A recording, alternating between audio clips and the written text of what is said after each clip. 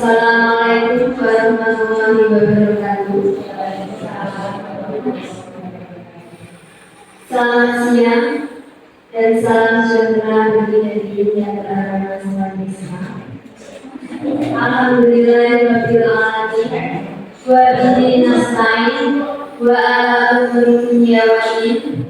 Wassalatu wassalamu ala asyrofil anbiya'i wal mursalin wa ala alihi wa sahbihi ajmain, amma ba'du.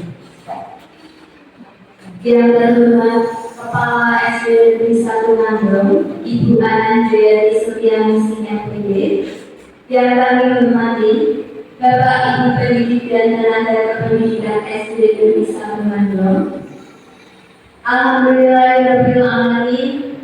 Segala puji bagi Allah Subhanahu wa Ta'ala yang telah melimpahkan rahmat-Nya kepada kita semua sehingga kita dapat berkumpul dalam acara hari ini dalam keadaan sehat walafiat.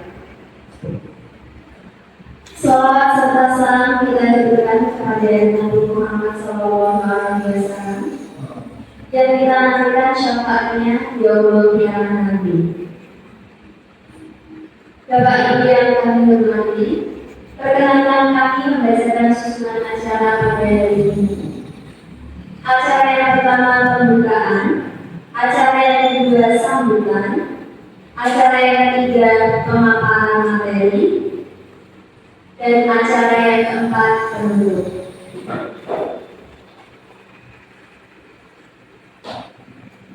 Acara yang pertama pembukaan. Bapak Ibu yang kami hormati, marilah kita buka acara pada siang hari ini dengan bacaan hamdalah bersama bagi yang beragama selain Islam menyesuaikan. Mari kami dengarkan. Bismillahirrahmanirrahim. Acara yang kedua sambutan yang akan disampaikan oleh Kepala SD Negeri 1 Nandong. Kepada Ibu Anandriati Setianingsih MPD kami persilakan.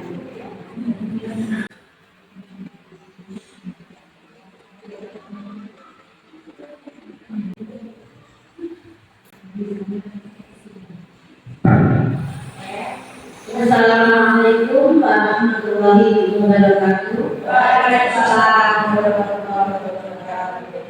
Yang saya hormati dan saya banggakan seluruh guru dan staf dari SD Negeri 1 Nandong tercinta ini. Di siang hari ini yang sudah mulai menjelang panas sekali itu mesti angket.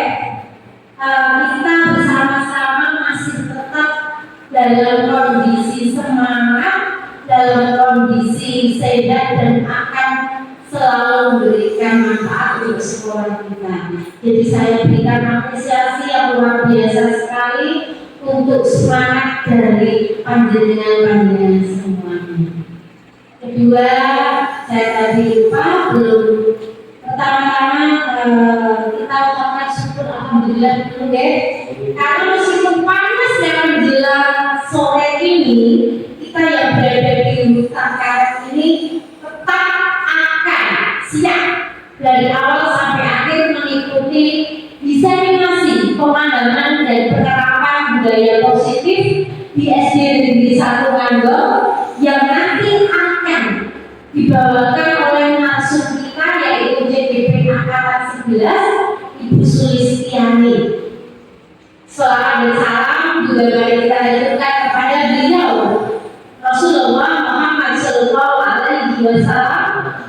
yang selalu kita nantikan syafaatnya di yaumul akhir nanti. Bapak Ibu guru semua dan staf SD Negeri 1 Nandong, mungkin dengan nanti bertanya-tanya ya, apa sih pemandangan dan penerapan budaya positif? Kok dadak sampai harus kumpul seperti ini? Nah, monggo nanti panjenengan eksplor semua melalui Bu Sulistiani ini.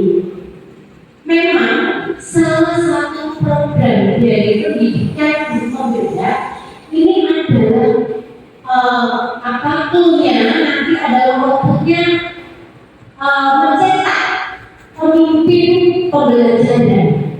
Di samping itu, peran dari guru penggerak adalah sebagai guru yang lain, betul-betul ya guys. Dan nilai-nilai dari guru penggerak salah satunya adalah nilai kolaboratif.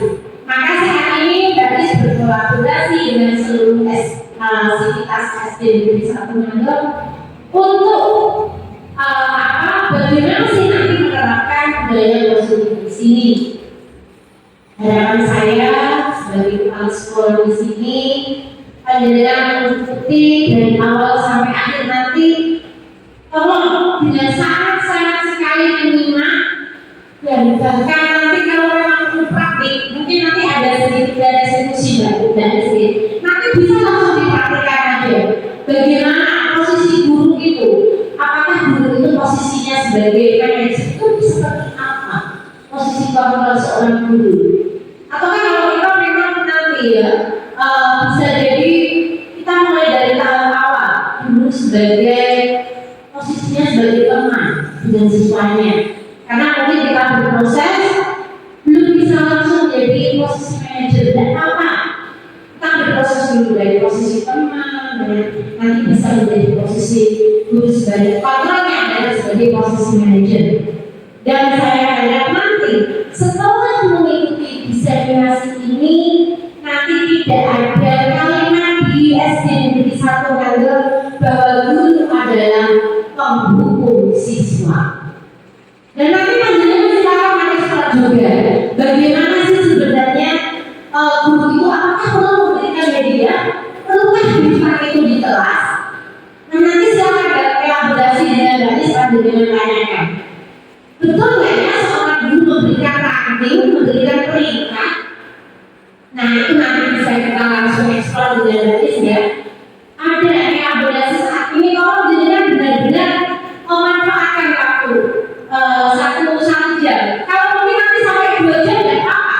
Karena memang ini saatnya Bu Sulistiani berbagi praktik baik dan tidak hanya sekedar teori. Nanti saya menunggu aksi nyata dari panjenengan semuanya. Kita akan melihat bagaimana aksi nyata panjenengan ketika memberikan penyelesaian terhadap permasalahan siswa. Bagaimana nanti panjenengan mulai melakukan aksi nyata segitiga eksekusi. Jadi ketika ada kasus, jangan langsung kita menjudge siswa. Ini mesti ada, ini mesti salah. Tolong posisi penghukum itu sekarang mulai kita hindari. Tapi cari tahu dulu kenapa, bagaimana, apa alasannya. Apakah itu bertentangan dengan nilai-nilai kebajikan universal. Jadi nanti para wali kelas dan kemarin sudah membuat kesepakatan kelas. Kalau nanti memang kesepakatan kelas yang sudah dibikin sudah sesuai gak ya dengan tahapan dalam membuat kesepakatan kelas yang nanti akan dipaparkan oleh Bu Sulistiani ini. Bagaimana sih sebenarnya tahap-tahap buat kesepakatan kelas itu atau keyakinan kelas itu diambil dari nilai-nilai kebijakan universal. Nanti tolong panjenengan langsung melakukan kolaborasi dengan gadis dan bisa jadi langsung praktik saja. Ya, semuanya tidak apa-apa. Nanti sampai pulang terus setengah tidak apa-apa. Kan ada sebenarnya. Oh sudah tadi makan siang ya Bapak. Berarti kan sudah kenyang. Tidak ada ngantuk, ini harus semangat ya, harus semangat insya Allah. Teman-teman, lelah kita karena lillah. Lelahnya kita karena lillah itu insya Allah akan berpahala. Insya Allah akan membawa keberkahan. Saya dari pagi full time energi di sana, nggak habis waktu di sini. Saya semangat sekali. Kenapa? Betul ini saya langsung terbang dari kelas langsung ke sini dan mampir rumah. Kenapa saya masih bisa seperti ini? Karena dengan pemahaman saya di sini ada sebuah amal budaya positif akan dilaksanakan di sekolah tercinta saya. Kenapa saya enggak hadir? Saya harus hadir, saya harus sehat, saya harus semangat. Bismillah, lelah karena lillah. Yang saya lakukan. semua aktivitas saya. Dan alhamdulillah sehat selalu, yang selalu saya bisa syukuri. Dan saya yakin panjenengan apabila lelah ini panjenengan buat kalilah, insya Allah sehat, insya Allah nggak ada lagi migren-migren atau vertigo.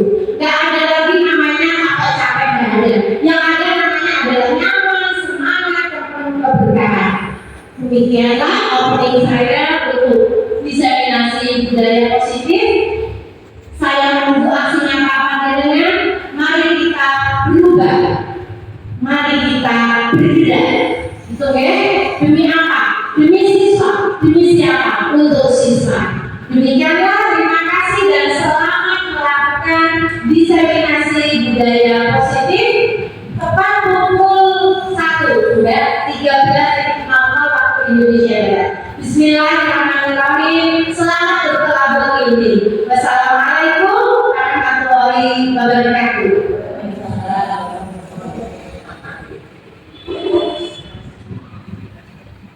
Terima kasih kepada Ibu Ana atas sambutannya.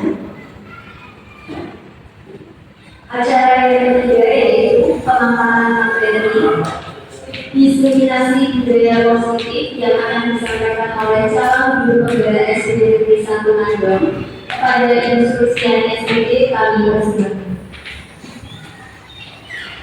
Terima kasih. Assalamualaikum warahmatullahi wabarakatuh. Yang pertama, Kepala Sekolah SD Negeri 1 Mandor, Ibu Ana Dea Setianingsih PD, yang saya hormati pendidik dan tenaga pendidikan SD Negeri 1 Mandor. Segala puji bagi Allah Subhanahu wa Ta'ala atas segala nikmat dan karunia-Nya, sehingga kita bisa berkumpul bersama dalam acara diseminasi positif budaya positif.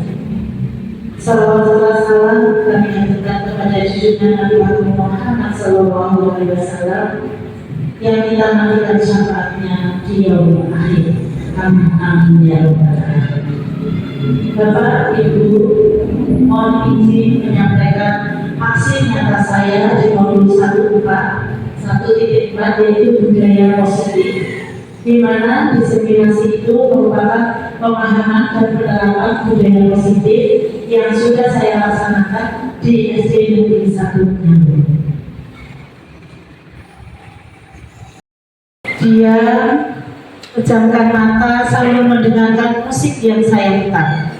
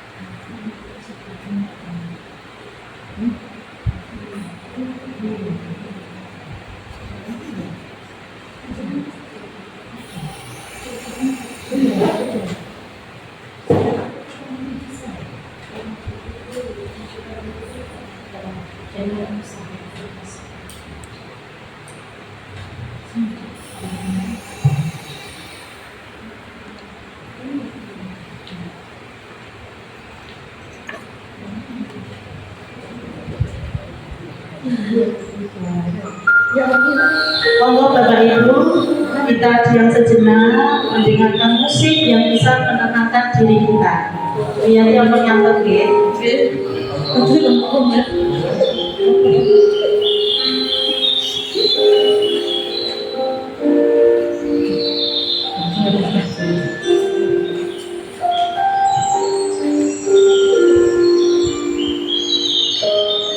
dengan mendengarkan musik, kita bisa menenangkan hati dan jiwa kita, sehingga kita bisa hadir seutuhnya di dalam acara diseminasi budaya positif.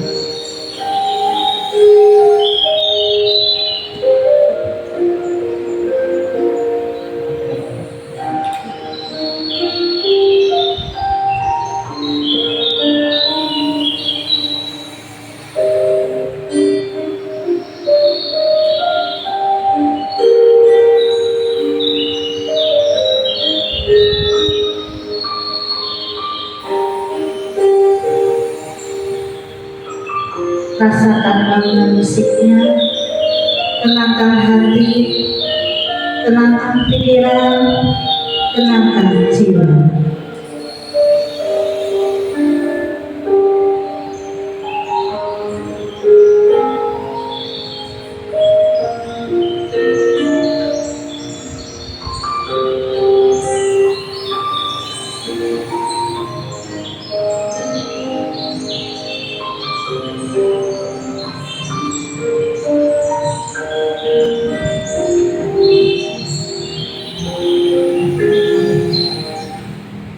Demikian Bapak Ibu alunan musik yang mungkin bisa menenangkan hati dan pikiran kita, sehingga kita bisa hadir seutuhnya di dalam acara ini.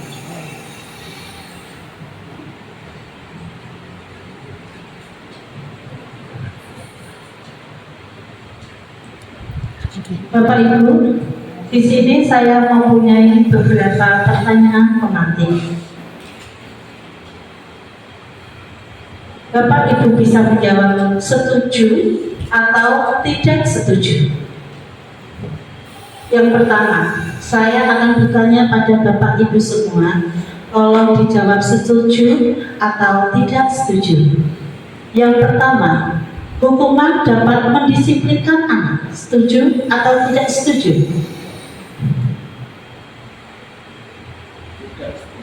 Tidak setuju. Mungkin Pak Zen punya alasan mengapa hukuman dapat mendisiplinkan anak. Pak Zen menjawab tidak setuju. Monggo Pak Zen.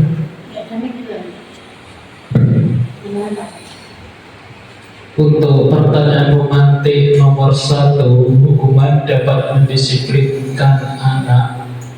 Kalau menurut saya menjawab tidak setuju. Karena untuk mendisiplinkan anak tidak melalui hukuman, akan tetapi bisa menggunakan motivasi, bisa menggunakan dorongan, dan juga bisa menggunakan peringatan-peringatan sehingga nanti anak untuk tidak dapat mengulanginya yang dilakukan. Itu, terima kasih. Terima kasih sekali Pak Zen atas jawabannya, dan betul sekali bahwa anak itu untuk mendisiplinkan itu jangan malah menggunakan hukuman. Bapak Ibu, kalau mendapatkan hukuman itu anak mematuhi hanya karena rasa takut.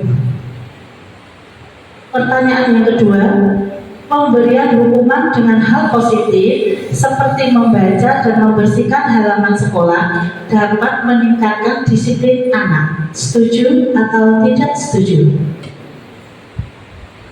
Pemberian hukuman dengan hal positif seperti membaca dan membersihkan halaman sekolah dapat meningkatkan disiplin anak. Setuju atau tidak setuju? Bu Ana, mungkin ada jawaban?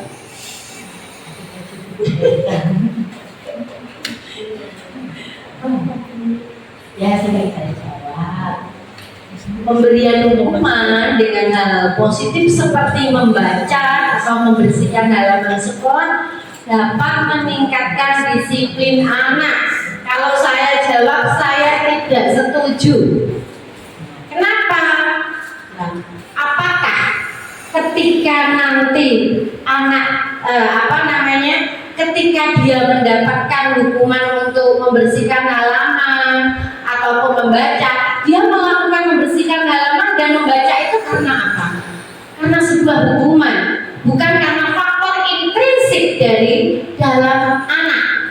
Dan ketika ada sebuah kesalahan itu dibuat lagi, dia pasti Allah berkata yang moco. Kan hanya seperti itu. Aku dari soal membersihkan halaman, kesalahan-kesalahan yang dia lakukan pasti akan diulangi kembali karena dia merasa meremehkan benda itu. Dan ketika dia ada sebuah perubahan, itu bukan karena faktor intrinsik dia, bukan karena dia keterikatan dia bahwa apa yang dia lakukan itu adalah sebuah nilai-nilai kebajikan, tetapi karena terpaksa. Jadi mari kita bergerak itu bukan karena terpaksa, tapi kita bergerak, siswa kita bergerak karena faktor intrinsik, motivasi dari dirinya sendiri, seperti itu. Terima kasih Bu Ana. Saya pikir memang suatu hukuman itu harus mengandung konsekuensi apa sebenarnya yang kesalahan dia, sehingga konsekuensi apa yang dia dapat. Yang ketiga, memberikan penghargaan dapat meningkatkan motivasi anak. Setuju atau tidak setuju? Monggo, Bu Lisa. Memberikan penghargaan dapat meningkatkan motivasi anak. Saya setuju, karena anak-anak ketika dia melakukan pembelajaran dan dia bisa mungkin menjawab pertanyaan dengan baik dan benar, bila kita memberikan apus kepada mereka, tentu itu juga akan memotivasi mereka depannya untuk lebih baik. Apalagi kalau mungkin kita juga memberikan sesuatu hadiah, mungkin tidak seberapa dengan nilainya, tapi anak-anak akan terkesan dengan hal itu. Terima kasih. Terima kasih Bu Lisa, betul sekali kita perlu memberikan reward pada anak ketika anak melakukan sesuatu yang baik atau dia bisa mengerjakan soal bagus sekali, itu juga merupakan suatu motivasi ya. Atau kita pemberian bintang, misal kita ada kerja kelompok mana yang sudah selesai kita kasih bintang, sehingga anak-anak itu menjadi termotivasi untuk belajar lebih giat lagi. Terima kasih Bapak Ibu. Di sini saya akan memberikan konsep inti budaya positif itu apa saja.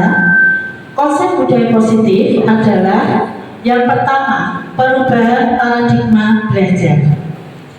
Yang kedua, disiplin positif. Yang ketiga, nilai-nilai kebajikan. Yang keempat, kebutuhan dasar manusia. Yang kelima, motivasi perilaku manusia. Yang keenam, posisi kontrol guru. Yang keenam, kelas. Dan segitiga restitusi. Jadi nanti dalam kegiatan ini, inilah yang akan kita pelajari Bapak Ibu, yang merayu menyuap apa saja yang dapat membuka kepala tangan Anda. Apa yang akan terjadi? Perubahan paradigma teori atau kontrol teori pilihan. Ada apa? Yang pertama, ilusi guru mengontrol murid. Ilusi bahwa kritik dan membuat orang-orang merasa bersalah dapat menguatkan karakter. Ilusi bahwa semua pengumatan positif, efektif, dan bermanfaat. Ilusi bahwa orang dewasa memiliki hak untuk memaksa. Siapa sesungguhnya yang memiliki kontrol? Stimulus kontrol, stimulus respon, dan teori kontrol. Di stimulus respon, kita mencoba mengubah orang agar berpandangan sama dengan kita. Perilaku buruk dilihat sebagai suatu kesalahan. Orang lain bisa mengontrol saya bisa mengontrol orang lain. Pemaksaan ada pada saat rujukan. Gagal model berpikir menakal. Sedangkan untuk teorinya, kita berusaha memahami pandangan orang lain tentang dunia. Semua perilaku memiliki tujuan. Hanya Anda yang bisa mengontrol diri Anda. Anda tidak bisa mengontrol orang lain. Kolaborasi dan konsensus menciptakan pilihan-pilihan baru. Model berpikir menang-menang. Perubahan paradigma pembelajaran dengan paradigma baru.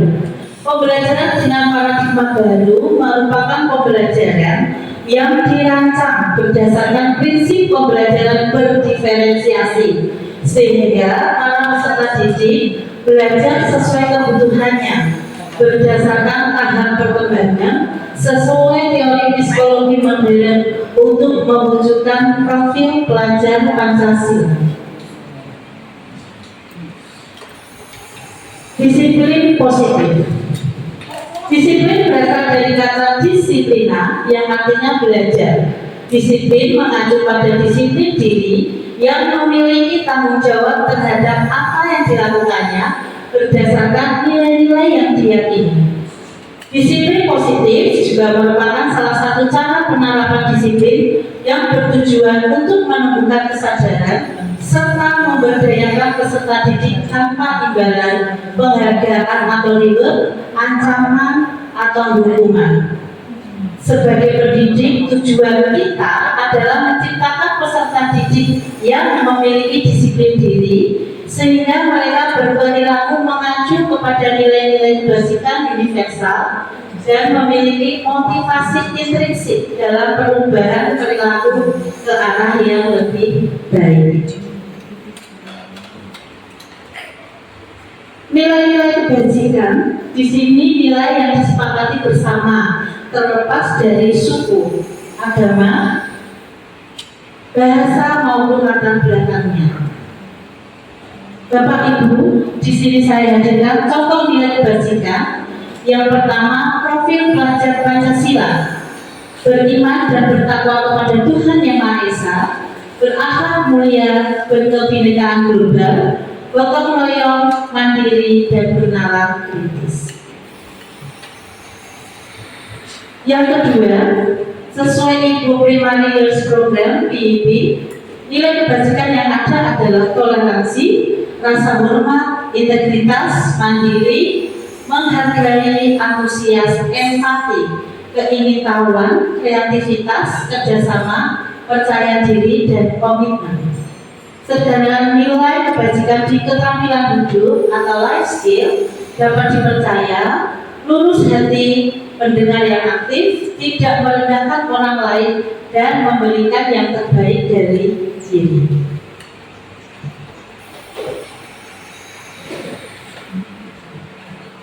Kebutuhan dasar manusia.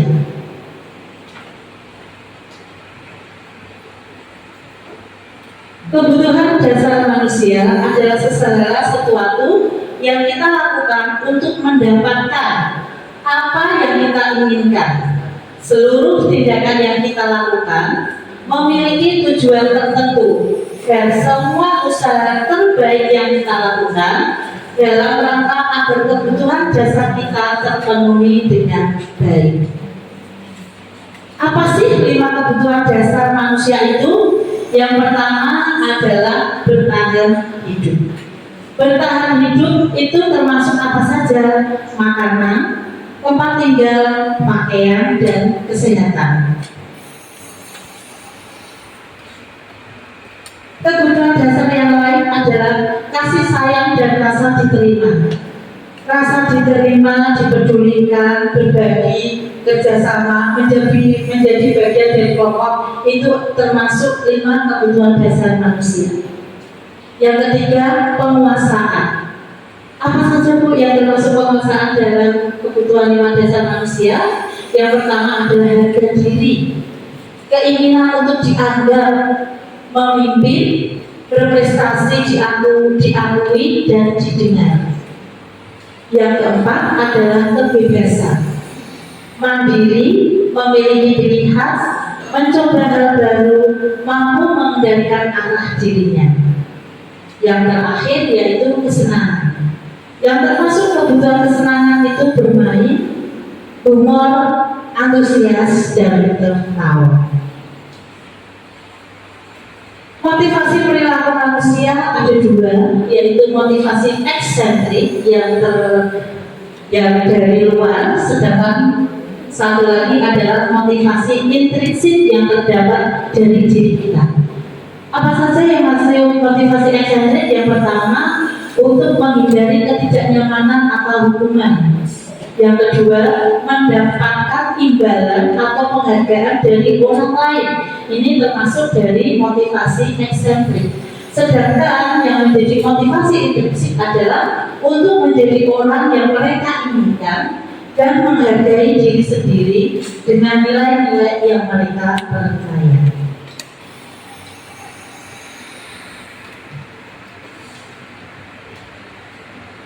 Nah, Bapak Ibu, di sini kita akan memposisikan diri seorang guru itu mempunyai 5 posisi kontrol. Yang pertama, penghukum. Penghukum itu ketika kita sebagai guru mengetahui ada murid yang bersalah, kita langsung menghukum. Kamu salah, kamu keluar kelas, kerjakan soal di luar, seperti itu. Itu adalah contoh seorang guru yang di posisi penghukum. Pembuat rasa bersalah. Di sini guru membuat siswa yang melanggar aturan sekolah itu menjadikan dia itu merasa bersalah. Kamu memang salah, sudah berangkat terlambat, sehingga anak itu ya aku salah, seperti itu. Kemudian yang ketiga adalah memposisikan diri kita sebagai teman. Yang keempat adalah pemantau. Dan yang kelima adalah manajer.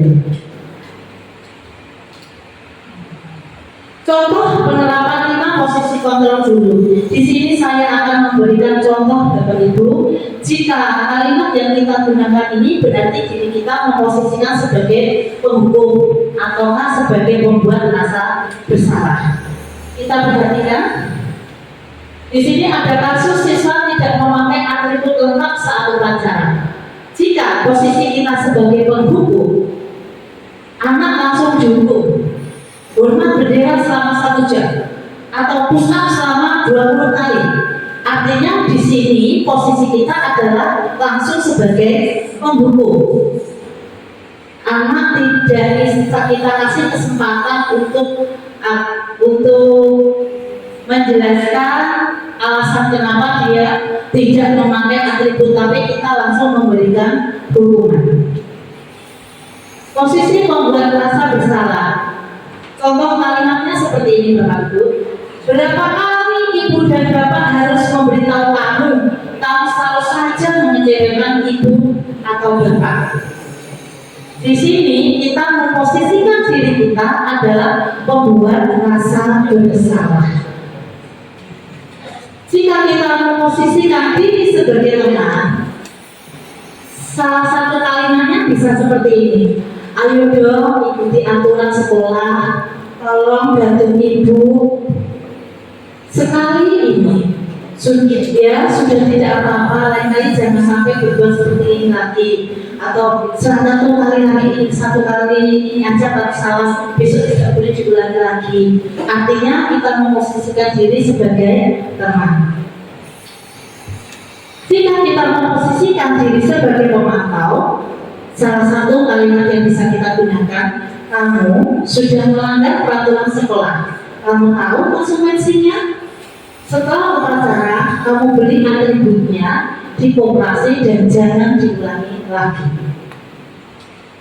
Jika kita pada posisi manajer, kita bertanya, apa kamu tahu kesalahanmu? Kira-kira bagaimana kamu memperbaiki kesalahanmu?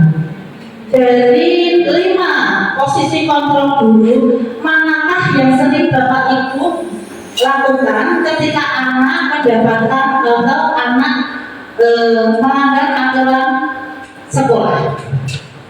Manakah yang sering Bapak Ibu lakukan ketika anak melakukan kesalahan atau melanggar peraturan sekolah?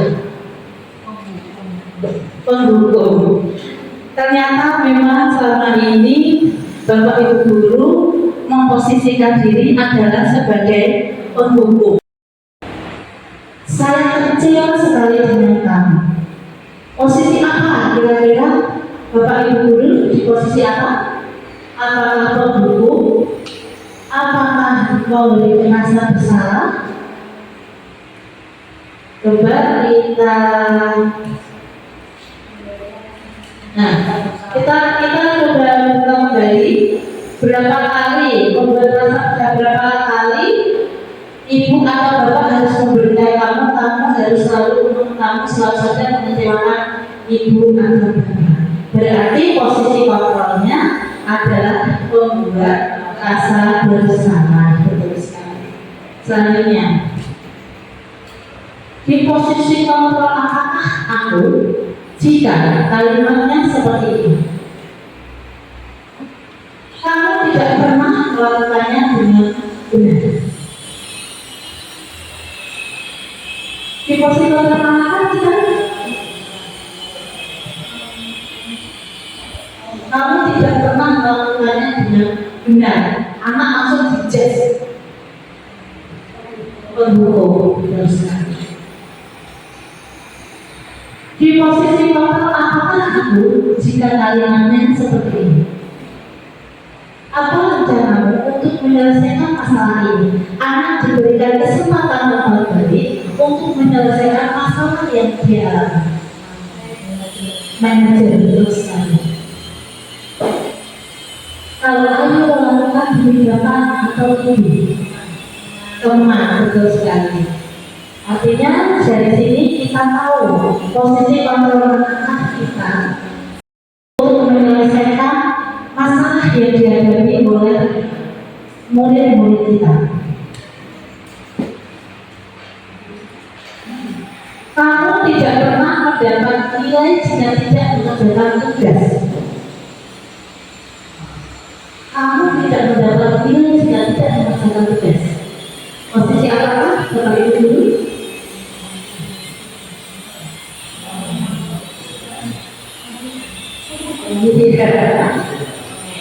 Iya, betul. Nah, kita ambil satu kasus nyata Bapak Ibu. Yang pertama, pada saat pelajaran matematika, kami terlihat sibuk memikirkan uji dan sama sekali tidak memperhatikan Pak Hadi yang sedang menjelaskan. Kemudian Hadi berkata, Ami, Putih, Ayola, bagaimana sih kalian? Kemarin kalian sudah janji ke Bapak bukan? Kenapa bertanya lagi pada saat Bapak sedang menjelaskan? Sambil ketawa ini, ya sudah, tidak apa-apa. Ini tulisannya nanti Pak Guru bantu. Kamu ini. Berdasarkan kasus tersebut, posisi kontrol apakah yang diambil oleh Pak Haji? Coba, mungkin ada yang mau menjawab beserta monggo dulu. Di sini saya menyimpulkan kasus tersebut posisi kontrol apa yang diambil oleh Haji. Saya tidak sebagai teman karena di sini beliau bijak dan memberikan nasihat serta memberikan kesempatan pada Ami dan Upi untuk duduk kembali dan Pak Guru akan membantunya kembali. Jadi di sini saya menyimpulkan di sini Pak Haji sebagai teman. Terima kasih Bu Estri dan betul sekali jawabannya. Posisi kontrol yang diambil Pak Haji adalah sebagai teman. Nah, kita akan tahu Bapak Ibu hukuman dan konsekuensi. Kita akan bandingkan hukuman seperti apa dan konsekuensi seperti apa. Yang pertama, hukuman itu sesuatu yang menyakitkan dan harus terjadi, membuat anak sakit secara fisik maupun psikis dalam jangka panjang. Anak membenci kedisiplinan dan paksaan, mendorong anak menyakiti diri sendiri, konsep diri yang buruk. Anak belajar menyembunyikan kesalahannya, marah, rasa bersalah, dipermalukan dan merasa tidak dihargai. Sejenak kita berpikir Bapak Ibu, apakah hukuman saya selama ini memang akibatnya seperti itu ya? Oh, anak belajar menyembunyikan kesalahan. Anak kan menyembunyikan kesalahannya, agar apa Bapak Ibu akan tidak dihukum seperti itu. Sedangkan untuk konsekuensi, sesuatu yang harus terjadi, membuat anak merasa tidak nyaman dalam jangka pendek. Anak menghargai disiplin, stimulus tambahan, mendorong anak agar mudah menyesuaikan diri, konsep diri yang baik. Anak belajar untuk memenuhi peraturan, kehilangan hak, dibuat tidak nyaman, diasingkan untuk sementara lain out. Nah, di sini kita bisa membandingkan Bapak Ibu hukuman dan konsekuensi. Misalnya ketika anak datang terlambat. Tentu Bapak Ibu ada yang memberikan dukungan, silakan dipangkas dulu, atau nanti ada hukuman sendiri untuk anak yang terlambat. Kalau konsekuensi, artinya ketika dia datang terlambat, konsekuensinya dia kehilangan beberapa penjelasan dari Bapak Ibu guru karena datangnya yang terlambat. Di sini kita bisa membandingkan hukuman itu seperti apa dan apa akibatnya, sedangkan konsekuensi seperti apa dan apa akibatnya.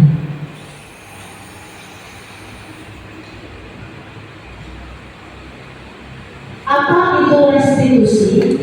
Restitusi adalah proses menciptakan kondisi bagi murid untuk memperbaiki kesalahan mereka, sehingga mereka bisa kembali pada kelompok mereka dengan karakter yang lebih kuat.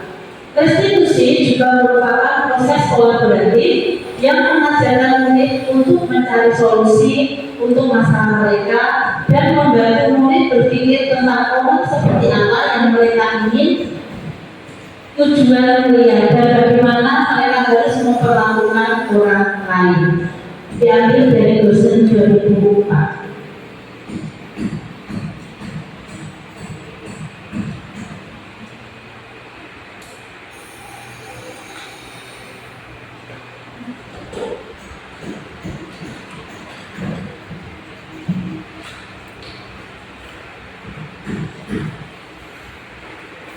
Sembilan ciri-ciri restitusi. Yang pertama, bukan menebus kesalahan, namun untuk belajar dari kesalahan. Dua, memperbaiki hubungan. Yang ketiga, tawaran bukan paksaan. Empat, restitusi menuntut untuk melihat ke dalam diri. Lima, restitusi diri adalah cara yang paling baik. 7. Restitusi fokus pada karakter, bukan tindakan. 8. Restitusi fokus pada solusi. Yang ke-9, restitusi mengembalikan murid yang berbuat salah pada kelompoknya.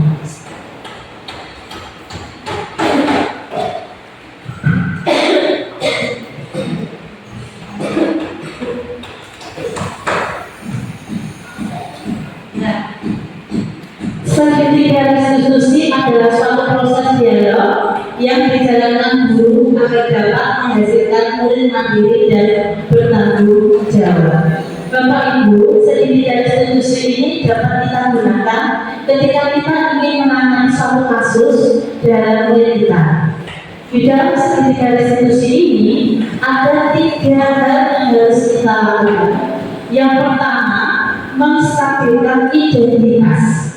Yang kedua, validasi kebutuhan. Dan yang ketiga adalah menanyakan keyakinan. Yang pertama, menstabilkan identitas. Apa saja yang harus kita lakukan untuk menstabilkan identitas? Yang pertama,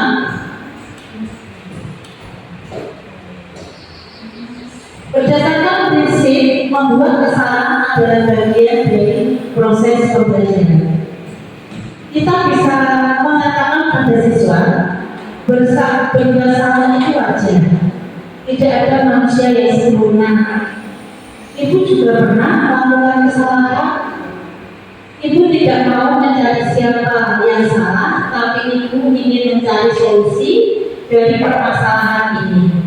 Kamu berhak merasa begitu. Ini adalah contoh beberapa kalimat yang bisa kita gunakan untuk menstabilkan identitas. Validasi tindakan yang salah. Berdasarkan prinsip, setiap perilaku berupaya memenuhi suatu kebutuhan tertentu. Contoh ada beberapa kalimat yang dapat kita gunakan untuk mevalidasi tindakan yang salah. Yang pertama, kamu pasti punya alasan mengapa melakukan hal itu. Padahal kamu bisa melakukan yang lebih buruk dari dia. Kamu patut bangga karena telah melindungi sesuatu yang penting buatmu. Kamu melakukannya karena mempertanyakan sesuatu yang penting bagimu. Bapak Ibu, ini adalah contoh kalimat yang bisa kita gunakan untuk memvalidasi tindakan yang salah. Yang ketiga, menanyakan keyakinan. Berdasarkan prinsip teori kontrol, bahwa pada dasarnya kita termotivasi secara intrinsik. Beberapa kalimat yang dapat kita gunakan untuk menanyakan keyakinan. Apa keyakinan kelas kita? Nilai-nilai apa yang telah disepakati? Seperti apa gambaran sebuah kelas yang ideal menurut kamu? Kamu ingin menjadi orang seperti apa? Itu adalah beberapa contoh menanyakan keyakinan. Keyakinan kelas. Apakah Bapak Ibu semuanya sudah membuat keyakinan kelas di kelas masing-masing? Sudah. Terima kasih. Nah, mengapa keyakinan kelas Bapak Ibu bukan peraturan kelas?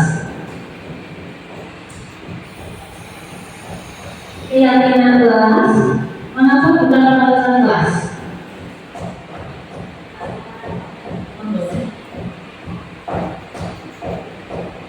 Kita menjadi keyakinan kelas karena itu adalah sesuatu yang kita buat bersama dengan murid, tidak sekedar peraturan yang langsung dikeluarkan oleh guru. Kalau misalnya kita langsung peraturan ini, nah ini kita membuat sebagai peraturan.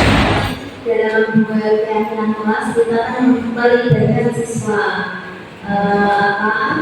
pendapat dari mereka itu nanti kita mengumpulkan jadi satu dan kita sepakati bersama dan kita yakini bersama sehingga itu membentuk suatu keyakinan kelas. Itu menurut saya itu Luar biasa, terima kasih bahwa dalam nama keyakinan kelas dan peraturan kelas seperti apa yang disampaikan Bu Nima itu merupakan kesepakatan bersama guru dan siswa.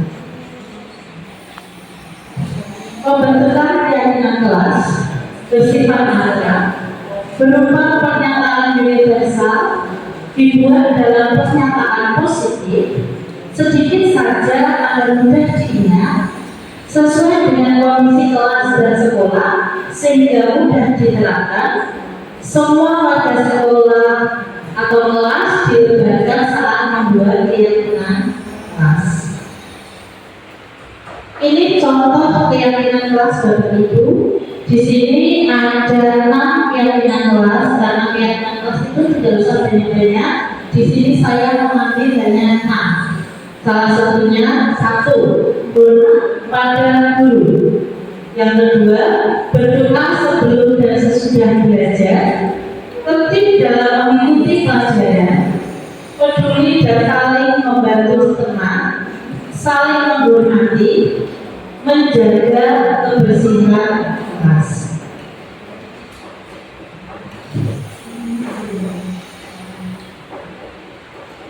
Ini adalah contoh penerapan institusi dari murid saya. Kemarin saya ambil materi untuk saya praktek langsung penerapan segitiga restitusi.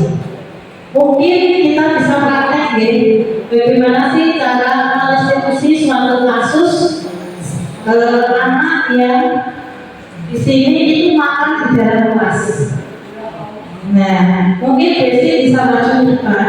Kita bisa praktek langsung bagaimana kita merestitusi siswa yang makan di dalam kelas.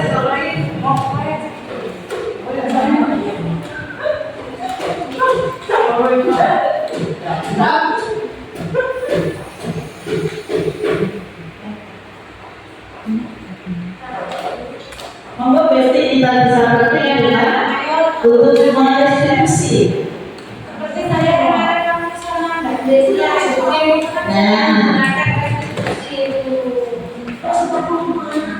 praktek aja. Kasusnya dia makan pada saat pelajaran. Nah, saya akan praktek menggunakan segitiga restitusi. Hesti, kamu tahu dipanggil tulis ke sini? Tahu Bu, Apa coba?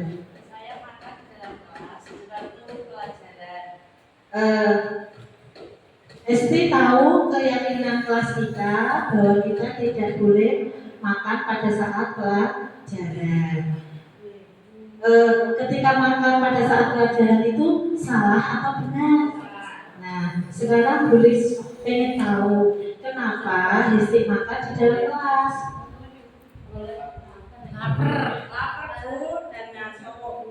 Tadi belum sarapan ya? Kenapa belum sarapan?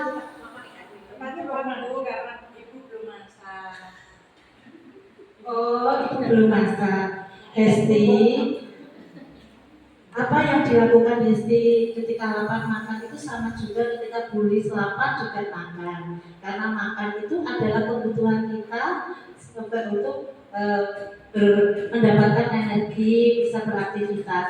Tetapi Hesti juga harus tahu makan itu harus tahu kapan, di mana, dan waktunya kapan. Nah, Super Bulis berharap nanti Hesti tidak mengulangi lagi ya. Bagaimana solusi Hesti agar tidak mengulangi makan di dalam kelas? Sarapan pagi dari rumah. Tidak tidur kemalaman. Sarapan pagi dari rumah agar tidak mengulangi perbedaannya lagi makan di dalam kelas. Mohon maaf Bu. Terima kasih Hesti. Hesti sudah tahu solusinya bahwa untuk besok pagi Hesti tidak akan makan di dalam kelas lagi. Hesti janji ya. Jadi, baik, terima kasih. Hesti bisa kembali ke tempat duduknya. Jadi Bapak Ibu, ini adalah contoh penerapan budaya positif di sekolah SD 1 Nandang. Di sini beberapa waktu yang lalu atau Jumat Sehat Jumat Bersih kita sudah laksanakan kerja bakti kita laksanakan untuk menjaga kebersihan lingkungan sekolah. Contoh budaya positif yang lain adalah sholat duha, di mana sudah kita laksanakan di Bapak Ibu. Setiap hari Jumat kita sudah melaksanakan sholat duha. Kemudian membaca Asmaul Husna. Di sini setiap pagi sebelum kita masuk ke kelas, anak-anak kita berusaha untuk apel pagi. Selain membaca Asmaul Husna, juga kita menyanyikan lagu Indonesia Raya dan Mas Para, di mana hal itu dilakukan satu untuk membagikan rasa cinta tanah air atau nasionalis, sedangkan Asmaul Husna kita menginginkan anak-anak yang berkarakter religius. Contoh penerapan budaya positif yang lainnya adalah penguatan setelah apel pagi, di mana di sekolah kita setelah ada ibu kepala sekolah yang baru memberikan suatu masukan bahwa kita setiap pagi setelah apel kita para dewan guru bergantian untuk memberikan penguatan setelah apel pagi, di mana penguatan itu berisi tentang motivasi buat anak-anak supaya mereka lebih bersemangat lagi untuk belajar.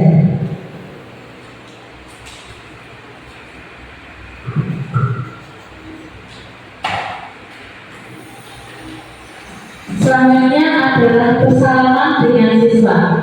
Bagi ibu-ibu, bapak ibu guru yang piket, selain menyiapkan apel, kita juga menjadi piket 5S, di mana kita menyambut anak-anak setiap pagi dengan bersalaman dengan siswa-siswi yang berangkat ke sekolah. Kebetulan pada saat itu saya memang piket bersama Priyanti ya Bu, kita ada di depan untuk salaman dengan para siswa yang berangkat ke sekolah.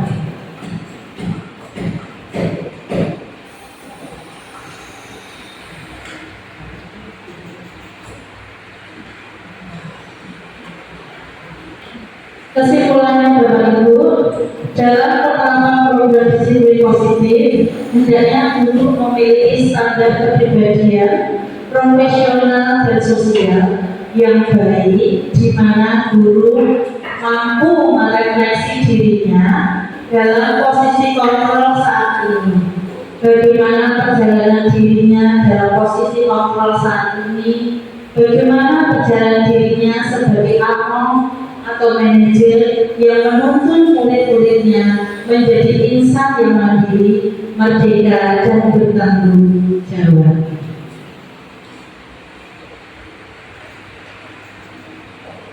Terima kasih.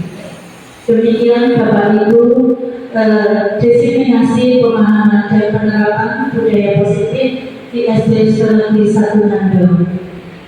Di sini saya berterima kasih kepada Bapak Ibu yang telah hadir dalam acara ini, dan saya juga mohon maaf apabila ada salah-salah kata. Saya mohon maaf yang sebesar-besarnya. Akhirul kalam, wassalamualaikum warahmatullahi wabarakatuh.